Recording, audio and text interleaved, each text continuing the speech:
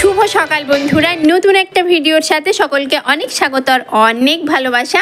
আশা করছি সকলে সুস্থ আছো, ভালো আছো। আর আমি যে কি পরিমাণ ভালো আছি, খুশি আছি, সেটা বলে বোঝানোর মতো ভাষা আমার কাছে নেই। নিজের ছোট ছোট ইচ্ছে, স্বপ্নগুলো যখন একটু একটু করে ফুলফিল হয় না, তার খুশিটাই অন্য রকম। আর সেগুলো যখন একটু কষ্ট করে পাওয়া যায়, তার খুশিটা ডাবল হয়ে যায়। তো আমি সমস্ত কিছুই পাই বা পেয়েছি, যেটাই বলো না কেন, বাট একটু কষ্ট করতে হয়। চাইলাম বলেই যে পেয়ে গেছি সেটা একদমই নয়। অনেক প্রতীক্ষার পর ফাইনালি আমার এই স্বপ্নের বাড়ি বলতে পারো। আর এই সিঁড়ির ডিজাইন যেটা দেখছো, এটা কিন্তু আমার ভীষণ পছন্দের একটা ডিজাইন।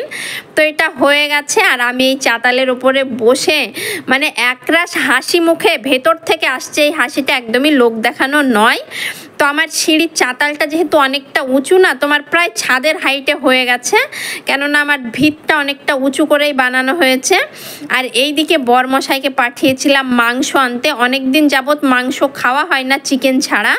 তো মাংসটা এনেছে, দেখো ওকে আমি আঙুল দিয়ে দিয়ে বারবার এটাই বলছিলাম যে এটা তুমি কি এনেছো।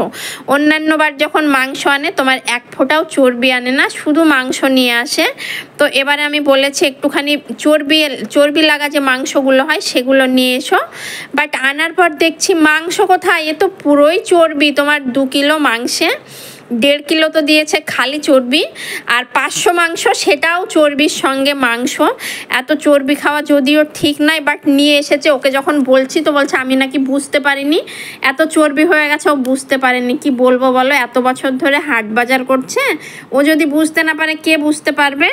তো যাই হোক, চলো এখানে রান্না করব মাংস। ওর পাপা আজ স্কুলও চলে যাবে, ওকেও কিছুটা দেবো আর আমাদের জন্য কিছুটা রান্না হবে। তো এখানে চর্বিগুলো বেছে, যে মাংসগুলো চর্বির সঙ্গে লাগা, তো সেই মাংসগুলোই দিয়েছি। চর্বিগুলো একটু পরে দেবো, দেওয়ার সঙ্গে সঙ্গে তোমার গলে পুরো তেল হয়ে যাবে। আর তেলটা দিয়েছি ভীষণই সামান্য, এই যে দেখো এতটা চর্বি এখানে রেখে দিয়েছি। মাংসটা কষানোর সময় চর্বিটা দিয়ে ভালোভাবে কষিয়ে তোমার ঝোলের জন্য জল দিয়ে দেবো। আর ফাইনালি রান্না হয়ে গেছে, দেখতে পাচ্ছ একটা মাংস, দেখতে পাচ্ছ বলো। তবে খেতে কিন্তু ভীষণ মজা হয়েছিল। মানে এই ঝোলটা দিয়েই এক থালা ভাত যেন অনায়াসে উঠে যাবে এরম, সেটা কালার দেখেই বুঝতে পারছো। একদম লাল লাল ঝাল ঝাল ঝোল। আর এই দিকে একটা কথা আছে জানো তো, যত হাসি তত কান্না। সকালবেলা সিঁড়িটা দেখে এত খুশি ছিলাম, বরাজ চলে যাবে, তবুও কিন্তু মনে ভীষণই খুশি ছিল। তো সন্ধ্যাবেলা যাবে, সেই মতো ব্যাগপত্র গুছিয়ে এক পাক বাড়ির ওখানটাতে গিয়েছিল জল দেবে বলে। মানে গাঁথনি টাথনি বা যেগুলো ঢালাই হয়েছে, সিঁড়ি ঢালাই, এগুলোতে জানো জল দিতে হয়। আর মিস্ত্রিদের কাজের কোনো ঠিক নেই, কি বলবো বলো। মানে ওই সিঁড়ির সেন্টারিং খুলেছে, তোমার পেরেক সমেত তক্তা সব ফেলে রেখেছে ঘরের মধ্যে, মানে এক জায়গায় গুছিয়েও রাখেনি। আর রাত্রিবেলা যেহেতু জলটা দিতে গেছিলো সন্ধ্যার টাইমে, তো স্বাভাবিক ঘরের ভেতরগুলো অন্ধকার, বাইরে যদিও একটা লাইট আছে। তো ওই পেরেক না ওর পাপার পায়ে ঢুকে গেছে। তো পেরেক জিনিস ভীষণই খারাপ। তো আমি বললাম চলো হাসপাতালে একটা টিটেনাস নিতে হবে, তারপরে ব্যথার ইঞ্জেকশন দিয়েছে। কি অবস্থা দেখো, মানে এই ভালো ছিল, স্কুল এতক্ষণ চলে যেত, বাট সেটা আর হয়নি, স্কুল আজ আর আমি যেতে দিলাম না।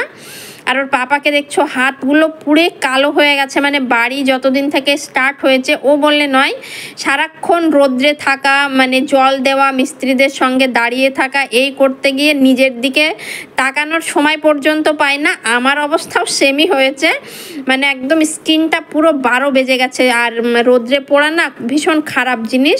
তো যাই হোক, ইঞ্জেকশন করে মানে আসার পথে এই যে দেখছো একটা টাইলসের দোকান, যেটা কিন্তু এখনও উদ্বোধন উদ্বোধন হয়নি, ঈদের পর চালু হবে। বাট রাস্তার ওপরে না অনেকগুলো টাইলস তোমার বসানো ছিল, তো আমার দেখে ভীষণ ভালো লাগলো। ওর পাপাকে বললাম চলো না এক পাক দেখে আসি।